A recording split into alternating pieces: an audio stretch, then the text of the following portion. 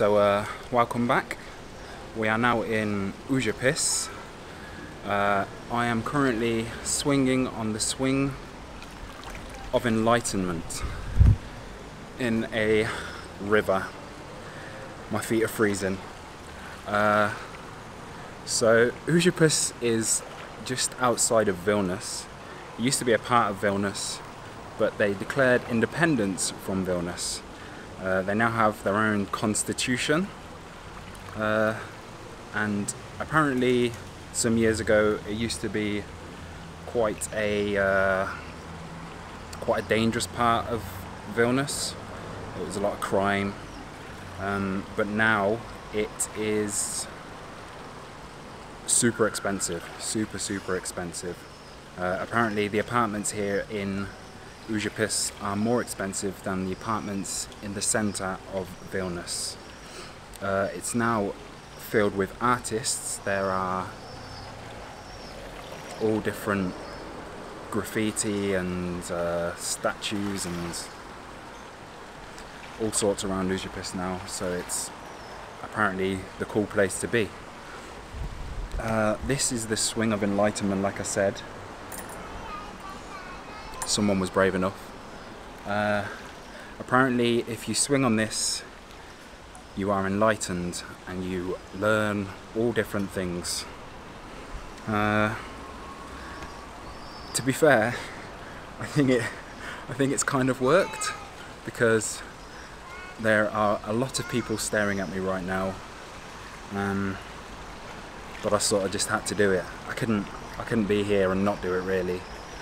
And I feel that's kind of helped me get over the fear I have of people sort of watching me, especially when I'm vlogging. So yeah, I feel pretty enlightened right now. Very nice.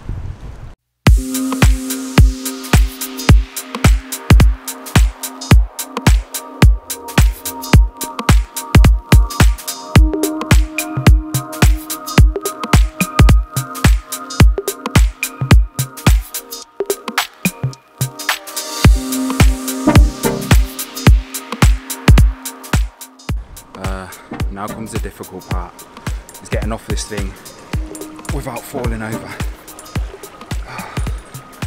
Oh, it's cold as hell.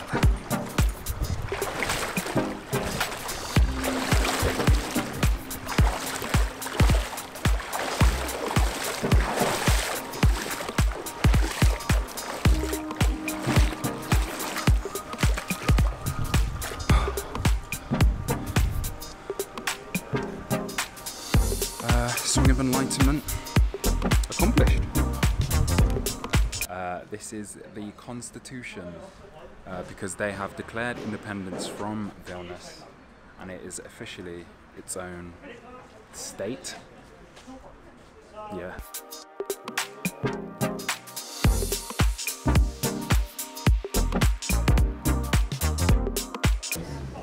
Everyone has the right to make mistakes. Everyone has the right to be unique. Everyone has the right to love.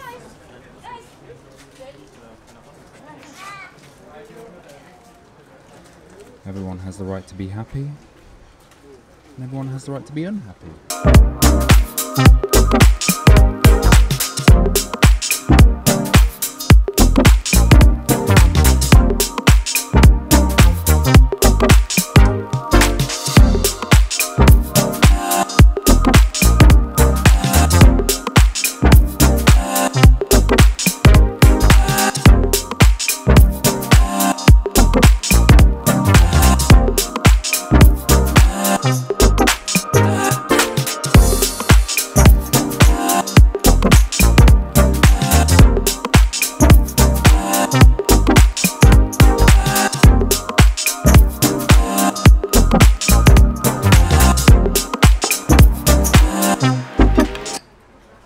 For some traditional Lithuanian cold soup, which is made from a thick milk with chopped beetroots and a side of boiled potatoes.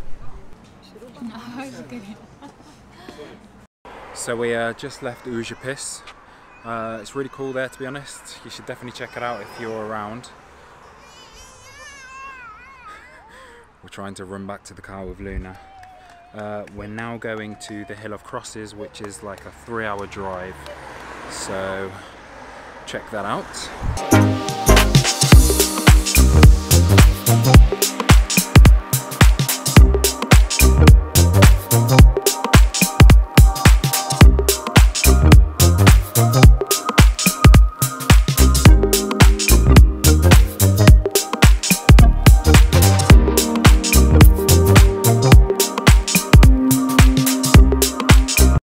Okay, so today we have came to Trakai, which is just outside of the capital of Lithuania, Vilnius.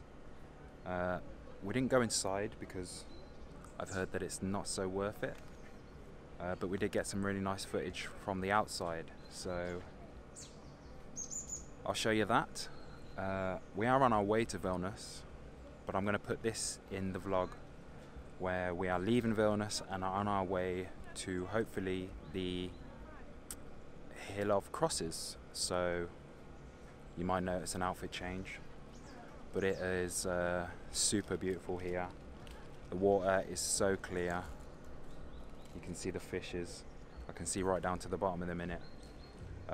Quite touristy at the minute, the sun's just came out, it was raining before, but yeah, really nice, really nice.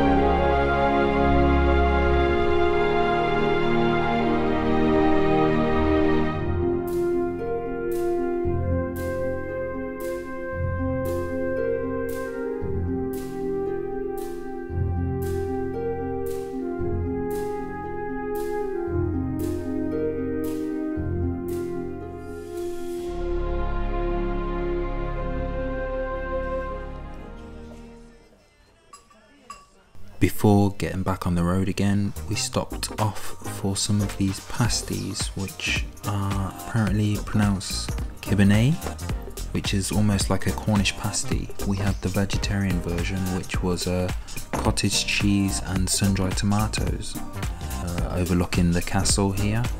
And apparently, I can understand, but the waitress here had a pretty bad attitude, so not completely recommended, but very tasty.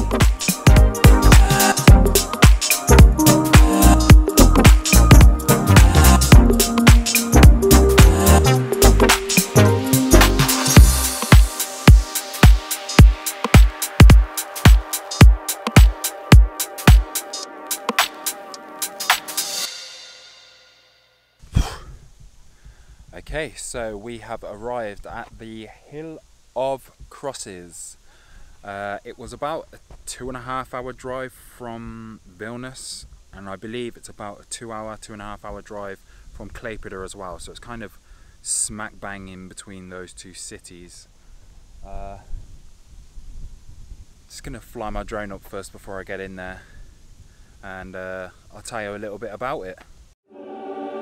From my understanding, it started back in the 1830s when the Tsar autocracy, which later became the Russian Empire, imposed strict rules on how Lithuanians were allowed to honour their dead. And the first crosses appeared in honour of those who lost their lives rebelling against the Russians. When World War II started, the Soviet Union began to see the hill as a hostile symbol against USSR and began bulldozing it and using the wood for fire and sending the metal to the scrap. They would do this multiple times throughout the hill's history. As more people began to see this as a way to peacefully resist the Soviet Union, the KGB started to guard the site, but more and more crosses kept turning up. After the Soviet Union had fallen, the hill came to represent significant meaning to Catholics after the Pope John Paul II visited in 1993. And more people every year come and place their crosses. A few years back, students began the task to trying to count all the crosses on the hill, but by the time they reached 540,000 crosses, they stopped. So I'd be inclined to say there's probably well on its way to 1 million crosses now at this hill, which kind of just blows my mind and stands as a giant FU to the Soviet Union, which I absolutely love.